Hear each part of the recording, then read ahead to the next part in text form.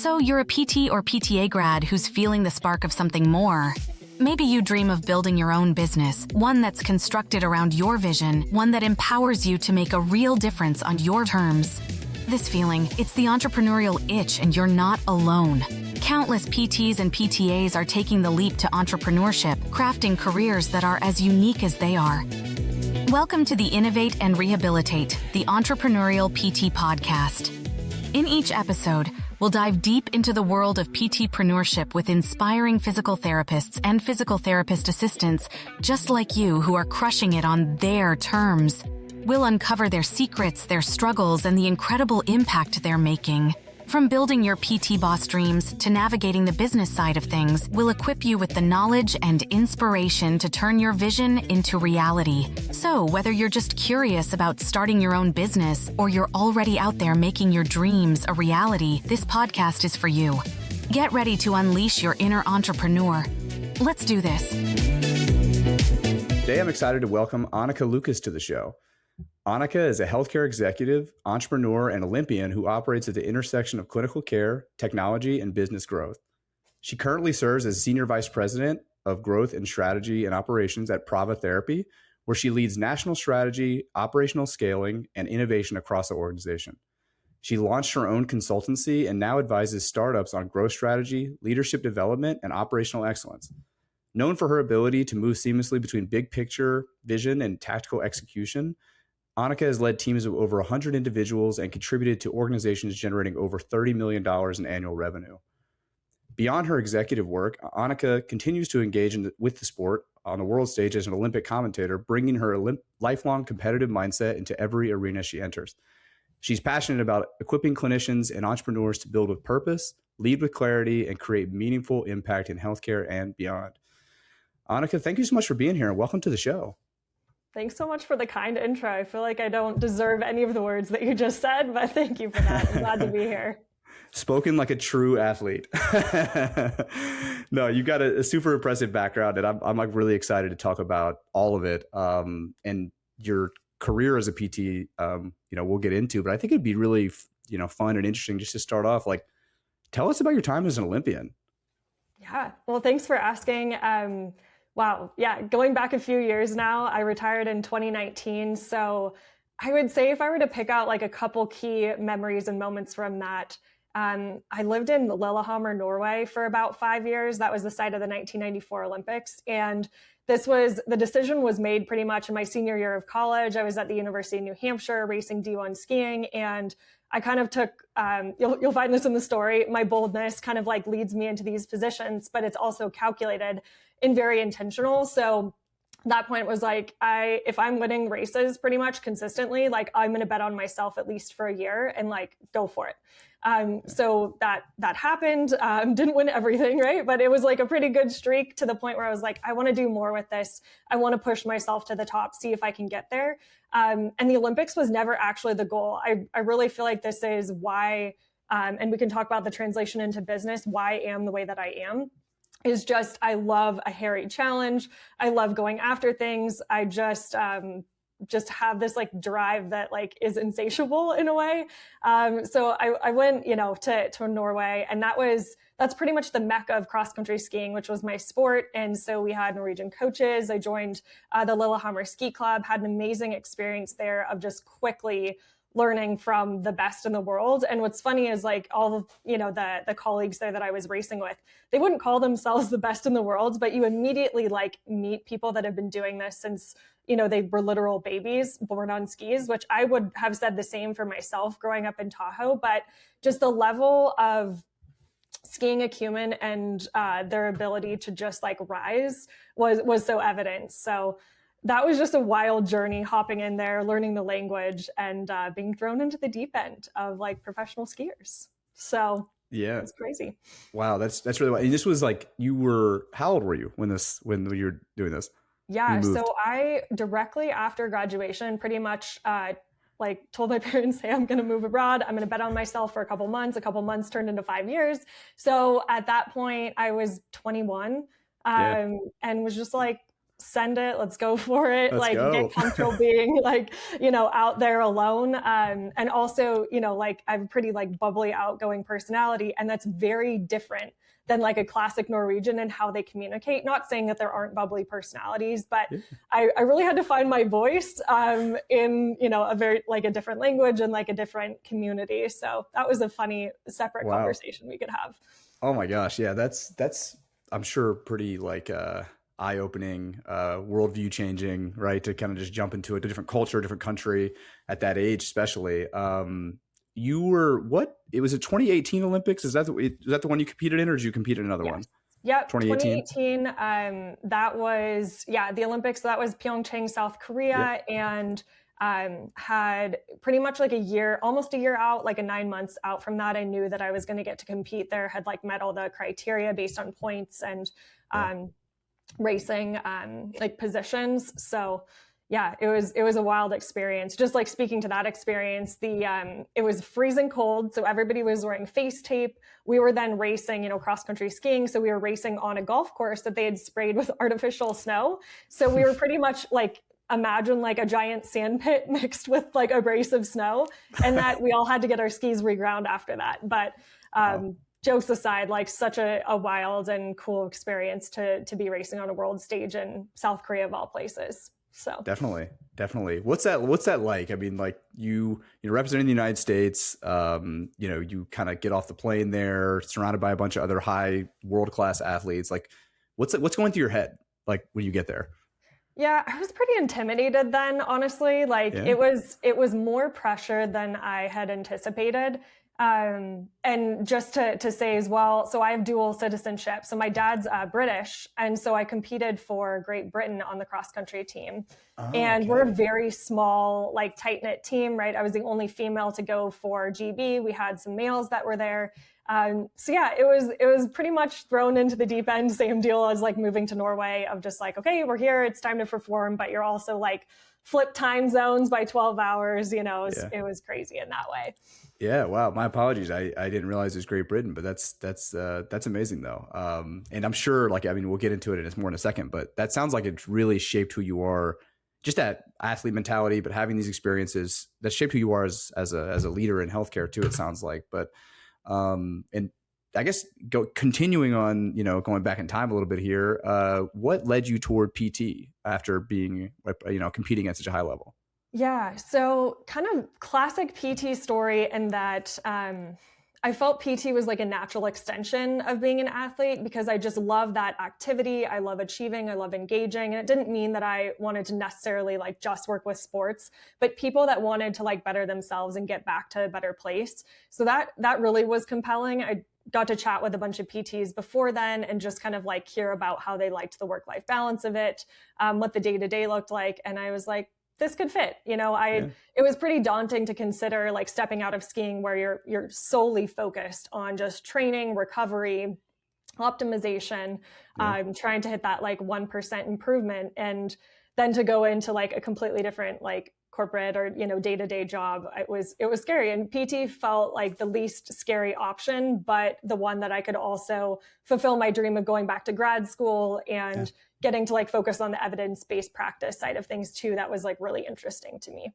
Definitely. I think that's really interesting because if I understand your background correctly, you can maybe give us a timeline of like what your after graduating from PT school timeline was like, but you went from, being surrounded by high level athletes. And to my understanding, your job right out of school was in like more like elder care, I believe, right? Yes, it was. Yeah. Describe that maybe thought process too for us, if you don't mind, like why the switch? Yeah. So for me, it was a pretty natural extension because I love like autonomy and I love just figuring things out for myself. And after being in clinicals, I was like, I know enough here that with the key mentors that I've developed, I can always ask questions, but I don't necessarily need somebody right there watching me the whole time. And so that's where I kind of like veered towards elder care. And it struck like at the perfect time that these outpatient clinics were cropping up in senior living communities. So it wasn't like a skilled nursing setting. It was outpatient. You got to be like a clinic director over the community. You got to then have a built-in caseload there. And I just like loved that piece of it, right? Like my own like familial side of like loving my grandparents and like advocating for them. that felt like it translated really nicely. So once that kind of like developed and I saw that come through, I met with who's now a good friend and mentor, Tiara, and she had interviewed me for that position. And I was like, this is really interesting. Like I could learn the business side of things, run fully autonomously, and also it either sinks or swims because of me. And I've always liked that pressure, like it solely depends on me for this to work and then to grow. So that's what attracted me to it. And quite frankly, Tiara saw my transferable skills from my time as an Olympic skier and like how I present. And she was just like, I'm willing to take a chance on you and see how this goes. So that's kind of how I like broke into, the clinic director side of things, which then snowballed from there. Yeah. Yeah. I mean, beautifully put. I mean, I think that's, really, amazing kind of connection you made there of like why getting into, more of like the, geriatric setting was to you overlapped a lot, and made sense for you to kind of get into. One last thing about the sports background is I think this is very interesting. And a lot of PTs sports have some aspect of sports background, right? But you being someone who performed at such a high level, what lesson or lessons do you feel like that you learned in sports that you've leaned on the most in your career? I would say consistency and dedication probably as the top two, where I could translate that into a couple ways where like working with patients, right? They have to be incredibly consistent and dedicated to their rehab and honestly just straight patient. They have to like push through like the frustrating parts of rehab and recovery, right? They need to just keep going. Like we've got one life to live.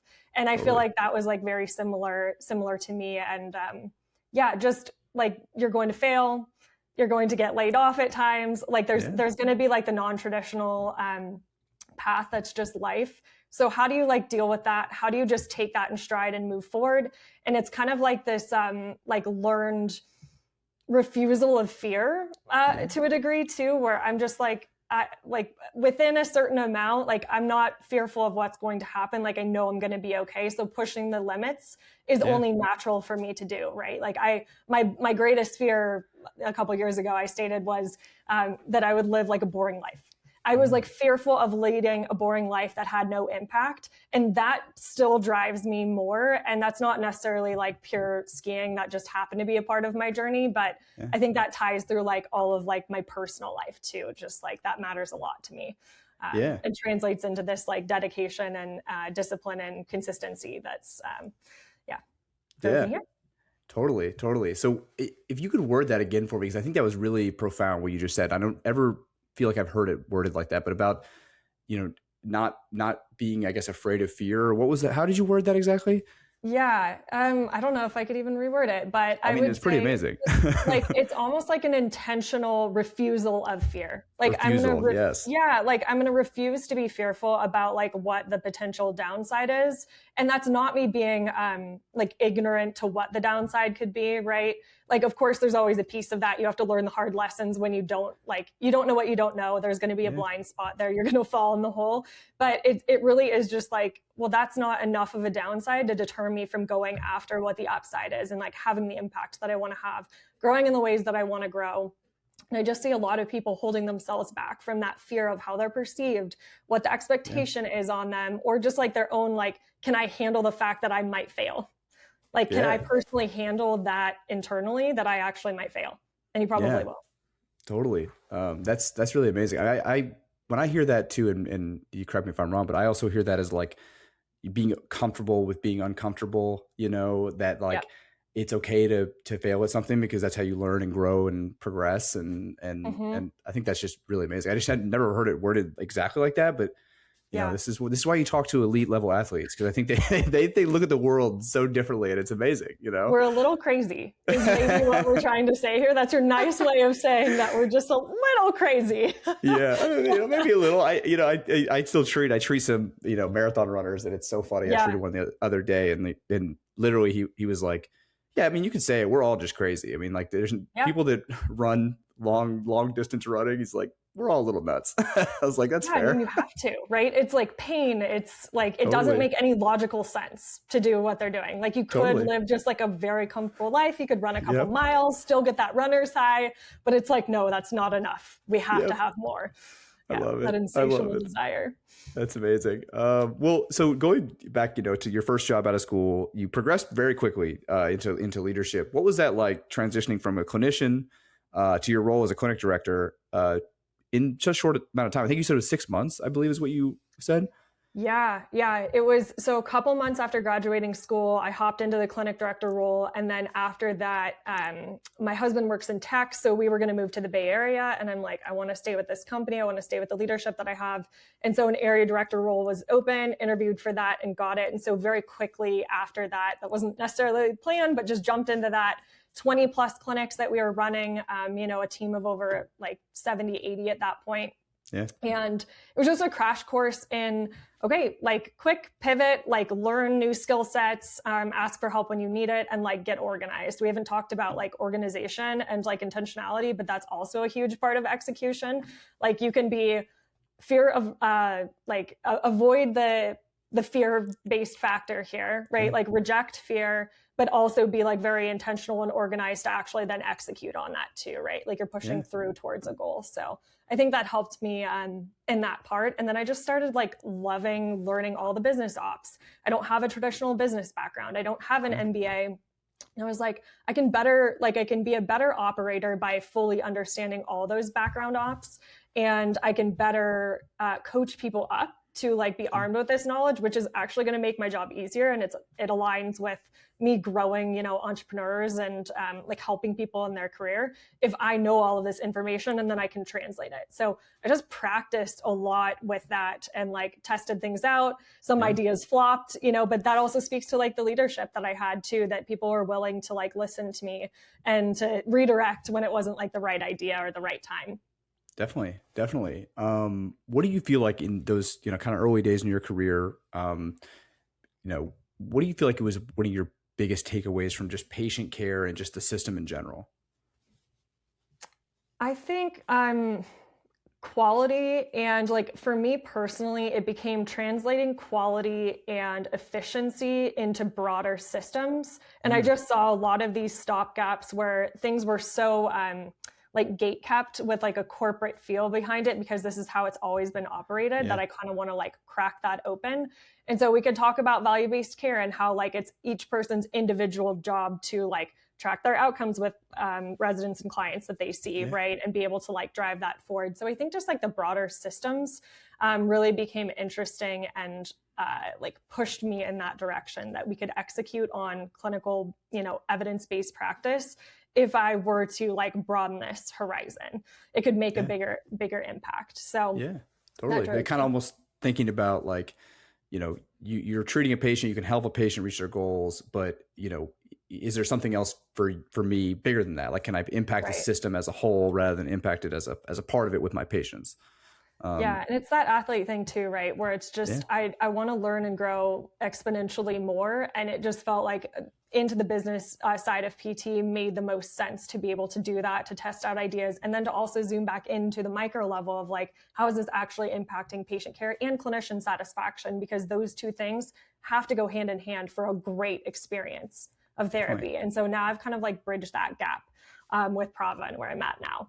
Love that. That's beautifully put. How do you feel like, or, how did you prepare? I mean, you touched on it briefly, but, and it sounds like a lot of it was just kind of jumping in and just seeing how it goes, which is great. But how did you prepare for that shift into more like the operational side, leadership side? Did you do anything different? Read anything, ask anybody questions? Like, what did that look like?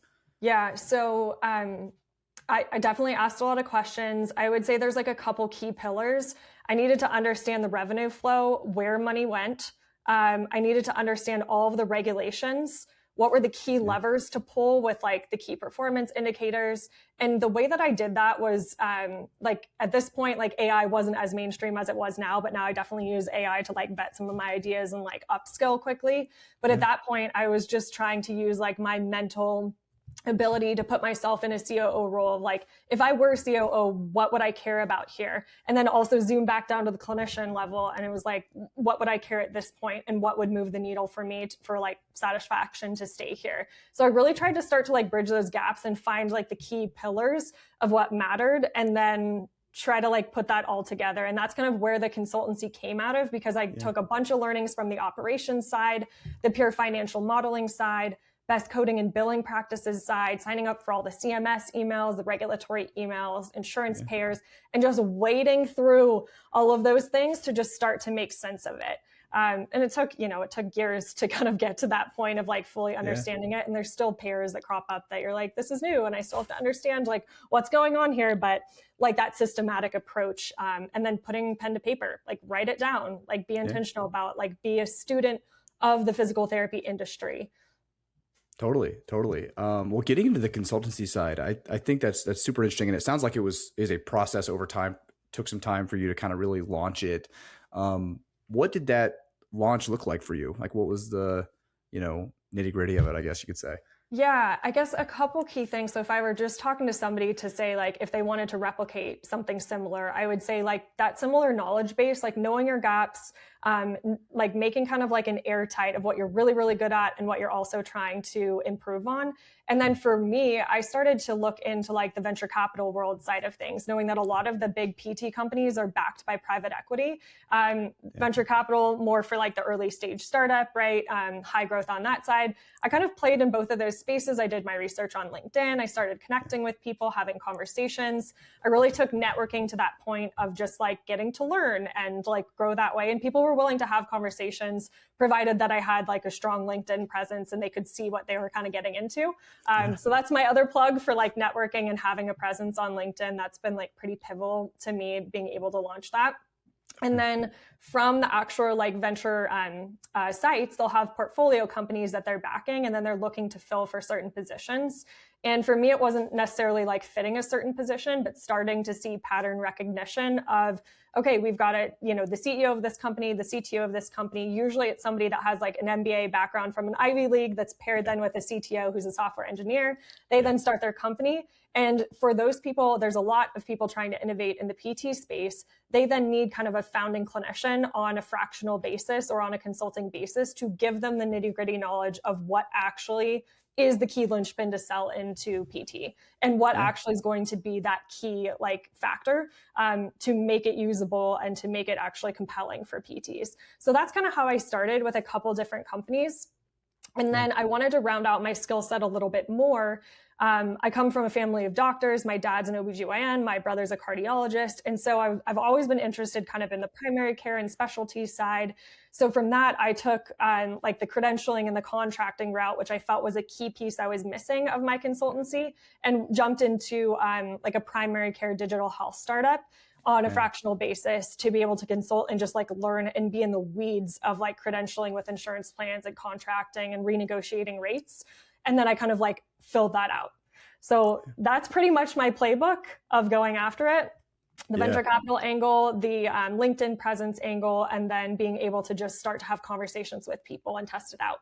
That's really amazing. And it sounds like, going just back, it's like so much of this is having a passion for it and having a dedication for it and really just getting involved, getting the nitty gritty, reaching out to people, asking questions, doing your own research. I mean, it sounds like, and again, relating it all back to athletics, I think that's a huge piece of your journey. It sounds like it's like you kind of get obsessed with something, really being passionate about it, loving it, and just finding out as much as you can, talking to as many people as you can. I think that's really amazing. In specific with your consulting, what do you feel like the biggest challenges what are the biggest challenges you face when you're consulting for like a startup? I think translating what's clinically relevant to a usable product and to something that's scalable, because what matters to startups is like fast growth and also like stickiness of clients. So reducing churn of their clients and trying to like speak the same language, since I didn't have at that point, a traditional like MBA background, kind of like learning the key levers there and how to translate that nicely. And which I think I'm still learning too, right? Like I think I'll constantly be learning that as I like go flow between industries. I think that key piece, honestly, like how do you translate usable PT data into like a business friendly format that's then scalable and usable and makes an impact? And I think that's just like a question I'd probably always ask for any company that I'd consult with in, the PT or health tech space. Yeah, love that. What are the like mistakes you're seeing potentially founders make, or maybe early stage companies make, or mistakes or Yeah. hangups, or like, yeah, what are you seeing?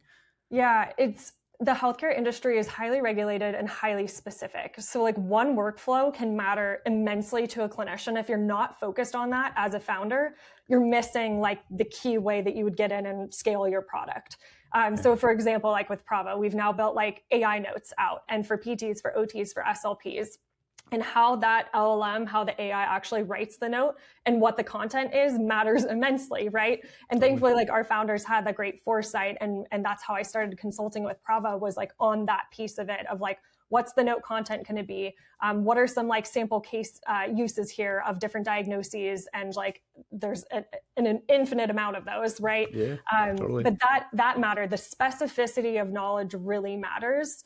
And then kind of knowing which therapist, or, if you're in, any sort of health tech, which licensed clinician you need to chat with as a founder to find and like glean that information out. Totally. Well, getting into the Prava side of things, can you just describe for the audience and listeners, like what exactly is Prava and how did you get started with them?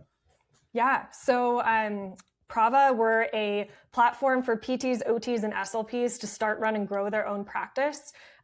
So we're pretty much like an entire EHR platform, AI scribe, plus all the practice management beyond. We're even getting people set up in physical clinics. People are doing mobile outpatient. People are then hiring under their structure, and then being able to like enterprise their businesses. So that's what we are. We're finally like the one-stop shop for everything, marketing included, business consultancy included, and you don't need to front any capital to do it. So we're making like a pretty scalable AI solution for that, for therapists. Wow. And we actually just launched ABA as well, autism therapy too, as a separate line of business.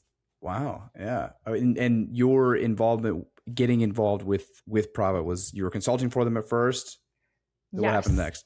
Yep. So through networking and like mutual connections, got connected with our CEO, Tim Eby, and then our CTO, Dushan Zalambaba. And from there, learned about the product. We just had lots of conversations about best practices, regulatory, building out the notes. And from that point, it's now been over a 1.5 year journey. And, after about 9 months of consulting and back and forth on the product, actually getting to test what, we were putting into it, I was compelled by their mission and the fact that they're building entrepreneurs of therapists and allowing people to do that with a no strings attached approach, which I've not seen at all in the industry. I was like, I have to join this. And thankfully they wanted me, and got brought on full time, as the SVP of Strategic Growth and Ops. And now it's really focused on growth. As we've been growing as a company, we've hit all the key benchmarks that we needed to. And now it's about scaling even bigger, 10xing what we're doing, and just growing a lot more entrepreneurs off the platform. I love it. What does your day-to-day look like as an SVP at Prava?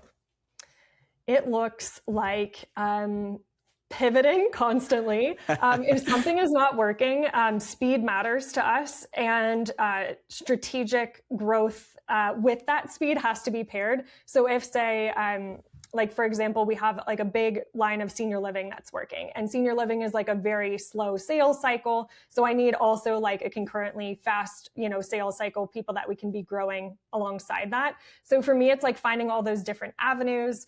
In the practicality, there's a lot of like running our business development team. They're really like mini GMs in the marketplace, chatting with providers, new strategies for how to like grow each of those providers. Sometimes it's setting up professional corporations for providers too, walking them through the steps of that, matching them with health insurance for their individuals. Most people don't know about like where to go for those small business owner pieces. I just like match them up with those things, and like spreading the word, honestly.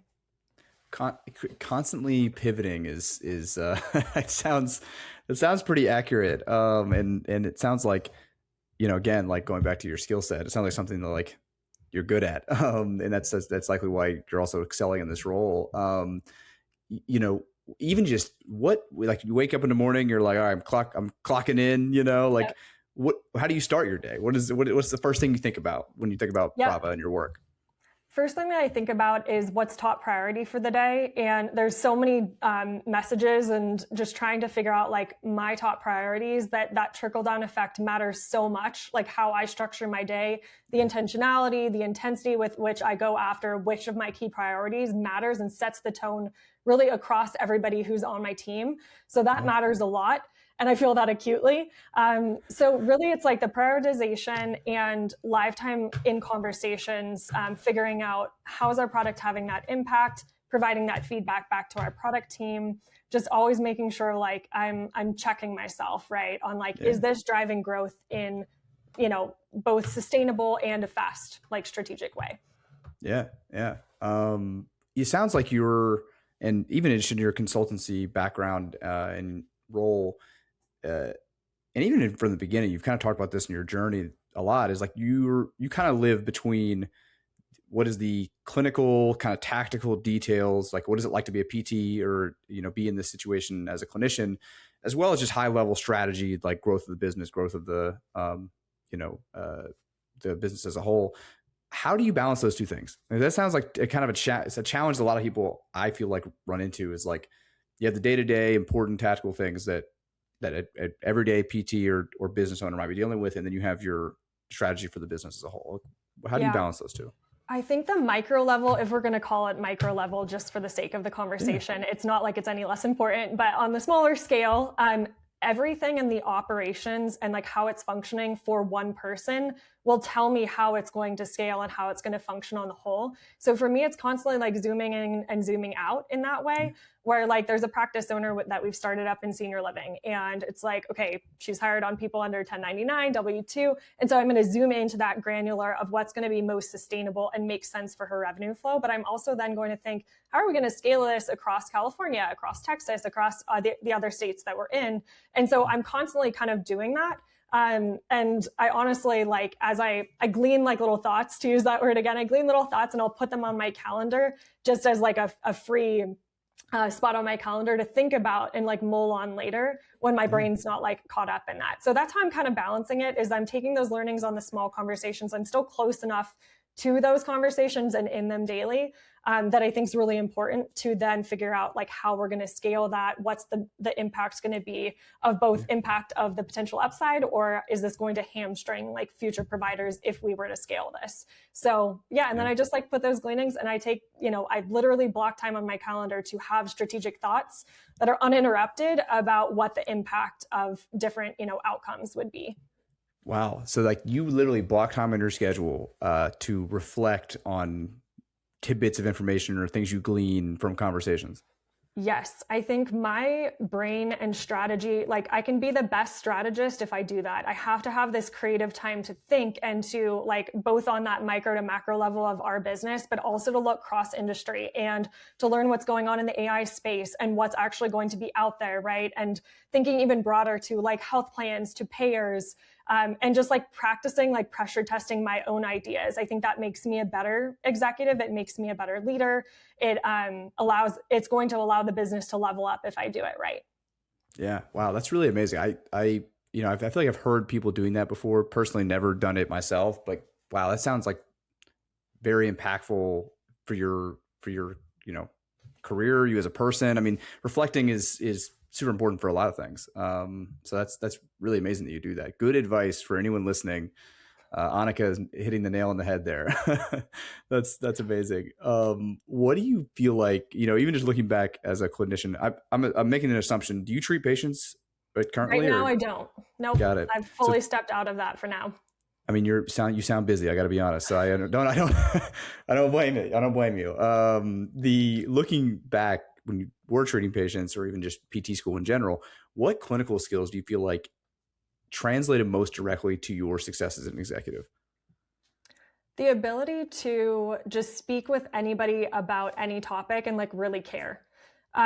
People know when you're BSing them and when you're not, and like just that gut check of your own, like, do you actually care about other people and the people that you're leading and their growth? And also, are you fully bought into the fact that if they grow as humans and they're successful, it's going to elevate you? And I think sticking to that constantly that matters, right? So that means like really developing strong relationships with people, caring about that, but not getting caught up too much in like the emotion of that as well. So being able to like be a good mentor, as I've learned from my mentors, how to like just shoot straight with people as well with kindness. Like, hey, I like get where you're coming from, but this is exactly like, I've been through this before. Here's what I would suggest, and trying to like redirect. So a lot of those soft skills, honestly, caring about people, knowing yourself really, really well, being like no BS with yourself too, that like, if you're off track, like be honest about it, and like be humble about it. And then know that like growing other people is going to help, grow you too. And that's like a big part of the fun of being, an exec too. Yeah, totally. I love that you say that actually, because I think that's, when I hear that, kind of genuine care of the individual, genuine care of the success of something, and that being so related to what we do as PTs, I think that also is just related to passion. Like you have to care about what you're doing, and you have to, have a strong passion to do what you're doing every day. Right. And I think that those things are definitely connected. And then the reflection piece, like you already mentioned, like that's knowing who you are, what you're doing, what impact you had in that conversation or in that meeting. That's really amazing. Well, I guess just generally getting on the reflection point, looking back at your career so far, is there anything that maybe you wish you'd done differently or wish you'd known sooner? If I'm talking about the transition from skiing into PT, maybe starting there, I wish that I wasn't like so fearful, I think, of the future. Like there was a big identity loss in that shift. And I think us as humans, we go through that in like so many ways, be it on the personal or professional side, if it's a layoff, if it's a death of somebody in the family, like there's so many of those life pivot transitions.